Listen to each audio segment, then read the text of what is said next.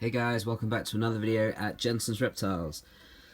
Sorry I took a little bit of time off. Life got really busy for a moment, so I'm going to try to get back into making regular videos. I have seen the requests for specific videos and hopefully those will be going up soon.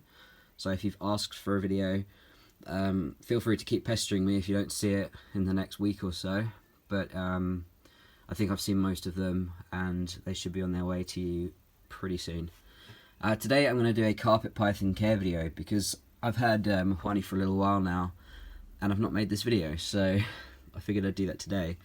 So this is the enclosure that I've got for Mapani. Forgive the reflection on the glass here, it's quite sunny out today. This is a 3-foot Viv Exotic Viva Plus. It used to belong to one of my royal pythons. She got an upgrade to a 4-foot and then Mapani got this one.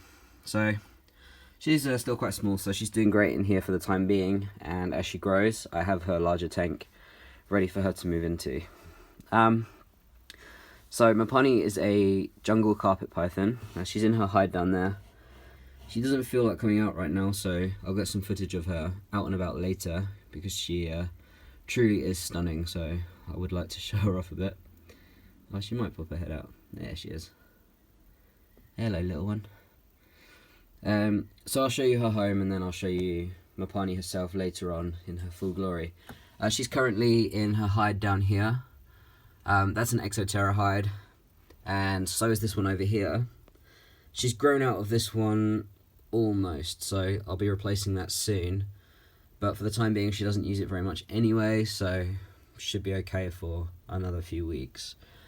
I've got some liana branches in here, which go right up into both corners. She likes to climb on here. She often sits right up in that top corner or kind of on the crossover. And yeah, she uses all these vines as well. So they're pretty stiff vines, as you can see. Like, I can move them, but she's fairly small, so they don't have much give when she's climbing on them, which is really good. So I tried to create a bit of a climbing space for her using the vines as well, to take full advantage of the height this tank does have. It's not an arboreal tank, but the Viva Plus range does give a little bit more height on the enclosures. Mop's currently got some LED lighting from White Python and also a 150 watt ceramic, also from White Python. So the temperatures in here are about 35 under the heat, going down to 27, 28 ambient temperatures, and then dropping off to about 26 over there, where she is at the moment. She's quite curious about what I'm doing at the moment, so I'm really hoping she'll come out to say hello. So Mop's got a Komodo water bowl. These are nice heavy bowls, so I've had an issue with my snakes recently where they like to burrow under the bowls and then flip them over. Which is not ideal, so I went and got a bunch of heavier bowls, and these work a treat. They can't flip them easily, they're super easy to keep clean, and they look a bit more natural, so win-win. All of the decor in here is either Komodo or Exoterra, and then I've got a rock back there with a hole in it, I'll show you that, which is really helpful for keeping the vines in place. I think it's a lucky reptile rock. I can't remember where I got it from. I've had it for years and years, but when I was putting all these vines in, I couldn't find anything to just hold this one vine in place. I thought, oh yeah, I've got that rock with the hole in it. Someone's giving a yawn over there. Beautiful. So yeah, that's Mapani's enclosure. I'm going to show you the enclosure she's going to move into next, just so you guys can see. Carpet pythons do get pretty big. Anyone that's got any experience with them knows it can be a little bit feisty in their early days. Mapani is a bit of a weird case because she was escaped in the shop that I got her from, just roaming free, and she'd been out for about 2 weeks, and we found her in a pile of wood, Mapani wood, which is how she got her name, and took her home the same day. So she's a little bit nervous of us to begin with. hadn't had much socialization as a baby, and then those 2 weeks of no handling, no food, she was in a bit of a state. She was okay, but a little bit thin and a little bit scared. So it took a little bit longer to gain her trust, but now, as you can see, she's not too bothered by my presence, and she does come out every single day, which is awesome. So she's getting really friendly, feeds like an absolute champion, and I love her to bits. She's amazing. So yeah, that's her enclosure. If you've got any questions about this one, do let me know.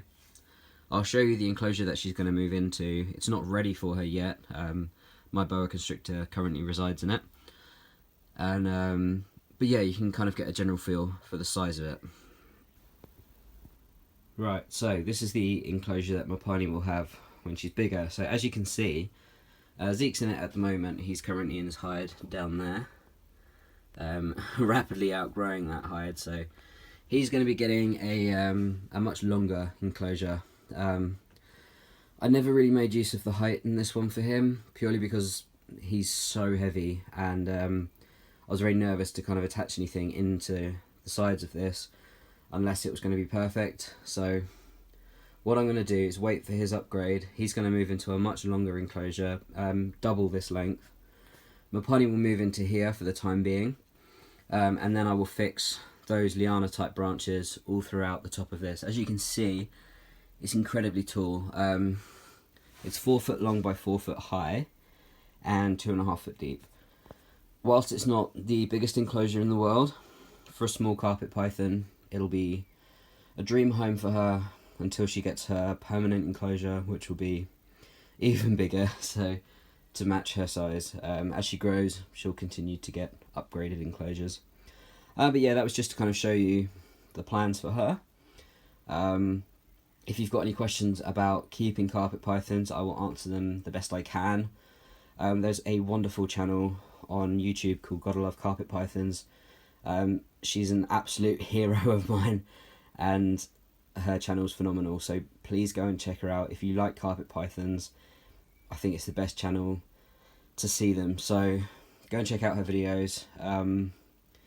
If you want to know anything about my pony's enclosure, or even Zeke's enclosure as it is now, or how it's going to be for my pony, feel free to ask and I will answer your questions the best I can.